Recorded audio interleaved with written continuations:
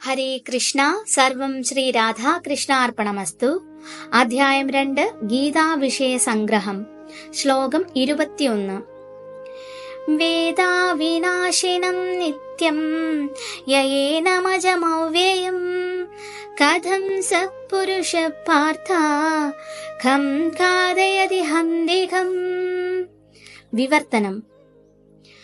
അല്ലയോ പാർത്ഥ, ആത്മാവ് നാശമില്ലാത്തവനും അജനും പരിണാമങ്ങളില്ലാത്തവനും ആണെന്ന് അറിയുന്ന ഒരാൾക്ക് ആരെയെങ്കിലും കൊല്ലാനോ കൊലയ്ക്ക് പ്രേരിപ്പിക്കാനോ എങ്ങനെ കഴിയും?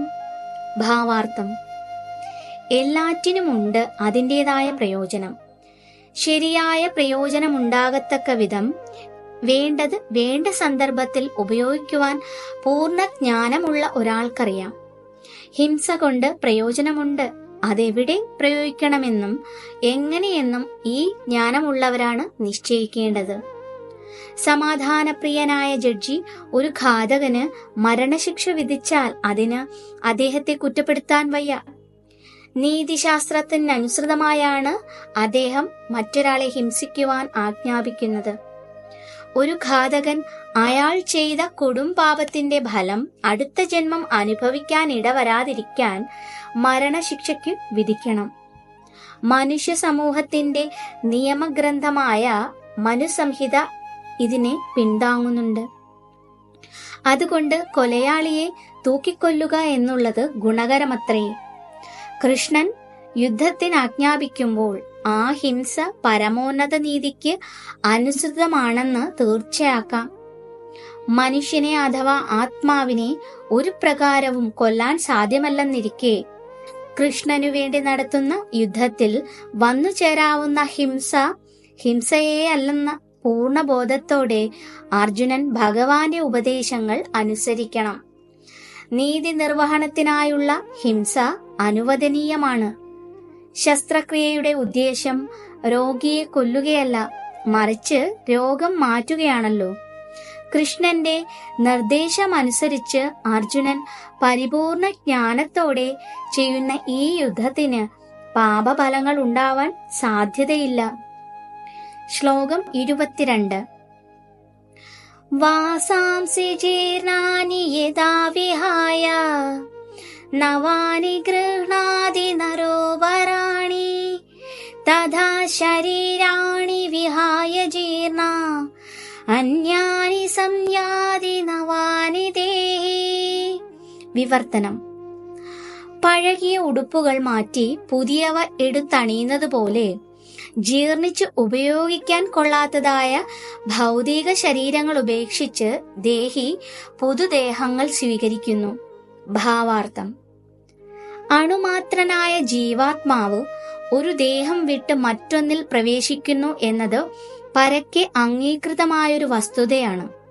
ആത്മാവുണ്ട് എന്നതിൽ വിശ്വസിക്കാത്തവരും അതേസമയം തന്നെ ഹൃദയത്തിൽ നിന്നുള്ള ഊർജത്തിന്റെ ഉറവിടമെന്തെന്ന് വിവരിക്കാൻ കഴിയാത്തവരുമായ ആധുനിക ശാസ്ത്രജ്ഞന്മാർക്ക് പോലും ബാല്യത്തിൽ നിന്ന് കൗമാരത്തിലേക്കും അവിടെ നിന്ന് യൗവനത്തിലേക്കും പിന്നീട് വാർദ്ധക്യത്തിലേക്കും പ്രവേശിക്കുമ്പോൾ ശരീരത്തിനുണ്ടാകുന്ന പരിണാമങ്ങളെ നിഷേധിക്കാനാവില്ല. വാർദ്ധക്യത്തോടെ ഈ പരിണാമം മറ്റൊരു ശരീരത്തിലേക്ക് മാറ്റപ്പെടുന്നു. മുൻ ശ്ലോകത്തിൽ 2:13 ഇതിനെപ്പറ്റി വിവരിച്ചിട്ടുണ്ടല്ലോ. അണുമാത്രനായ ജീവാത്മാവിന് മറ്റൊരു ശരീരത്തിലേക്കുള്ള മാറ്റം സാധ്യമാകുന്നത് പരമാത്മാവിന്റെ കാരുണ്യം കൊണ്ടാണ്. ഒരു സുഹൃത്ത് ആത്മമിത്രത്തിന്റെ അഭീഷ്ടം നിറവേറ്റിക്കൊടുക്കുന്നത് പോലെ പരമാത്മാവ് അണുമാത്രനായ ജീവാത്മാവിന്റെ ഇഷ്ടം സാധിച്ചു കൊടുക്കുന്നു. മുണ്ടകോപനിഷത്തും ശ്വേതാശതരോപനിഷത്തും പോലുള്ള വേദഗ്രന്ഥങ്ങൾ പരമാത്മ ജീവാത്മാക്കളെ ഒരേ വൃക്ഷത്തിന്മേലിരിക്കുന്ന 2 കിളികളോട് ഉപമിച്ചിട്ടുണ്ട്. അവയിലൊന്ന് ജീവാത്മാവ് വൃക്ഷത്തിന്റെ ഫലങ്ങൾ ആസ്വദിക്കുകയാണ്, മറ്റൊന്ന് കൃഷ്ണൻ ആ സുഹൃത്തിനെ വീക്ഷിച്ചു കൊണ്ടുമിരിക്കുന്നു. ഗുണത്തിൽ സമാനതയുള്ളവരാണെങ്കിലും ഇതിലൊരാൾ ഭൗതിക വൃക്ഷത്തിന്റെ ഫലത്തിൽ ആകൃഷ്ടനാണ്, മറ്റേത് സുഹൃത്തിന്റെ പ്രവർത്തനങ്ങളെ നിരീക്ഷിച്ചു കൊണ്ടിരിക്കുകയാണ്. ആ നിരീക്ഷകരാണ് കൃഷ്ണൻ, അർജുനൻ ഫല ആസ്വാദകനും. സുഹൃത്തുക്കളെന്നിരിക്കലും അവരിൽ ഒരാൾ സ്വാമിയും മറ്റേയാൾ ആശ്രിതനുമാണ്. അണുമാത്രനായ ജീവാത്മാവ് ഈ ബന്ധം മറന്നു പോകുന്നതിനാലാണ് അതിന് ഒരു വൃക്ഷത്തിൽ നിന്ന് മറ്റൊന്നിലേക്ക് അഥവാ ഒരു ശരീരം വിട്ട് പുതിയ ഒന്നിലേക്ക് അടിക്കടി മാറേണ്ടി വരുന്നത്. ഈ ശരീരമാകുന്ന വൃക്ഷത്തിലിരുന്ന് ജീവൻ നന്നേ ക്ലേശിക്കുന്നു. അർജുനൻ കൃഷ്ണനെ ആത്മീയ ആചാര്യനായി സ്വീകരിച്ച് സ്വയം സമർപ്പിച്ചതുപോലെ മറ്റേ പക്ഷിയെ പരമോന്നതനായ ആത്മീയ ഗുരുവായി സ്വയം വരിക്കുന്ന പക്ഷം ആ കിളിക്ക് സർവശോകങ്ങളിൽ നിന്നും ക്ഷണേന മോചനം നേടാം. മുണ്ടകോപനിഷത്തിലും 3:1-2, ശ്വേതാശ്വതരോപനിഷത്തിലും 4:7 ഇങ്ങനെ പറയുന്നു: സമാനേ വൃക്ഷേ പുരുഷോ നിമഗ്നോനീശയ ശോചതി മുഹ്യമാനഃ ജുഷ്ടം യഥാ പശ്യത്യന്നമീശസ്യ മഹിമാനിത്യതി വീതശോകഃ. ഒരേ വൃക്ഷത്തിന്മേലാണ് രണ്ടുപേരും ഇരിക്കുന്നതെങ്കിലും ഭോക്താവായ പക്ഷി ഉത്കണ്ഠാകുലനും ദുഃഖിതനുമാണ്.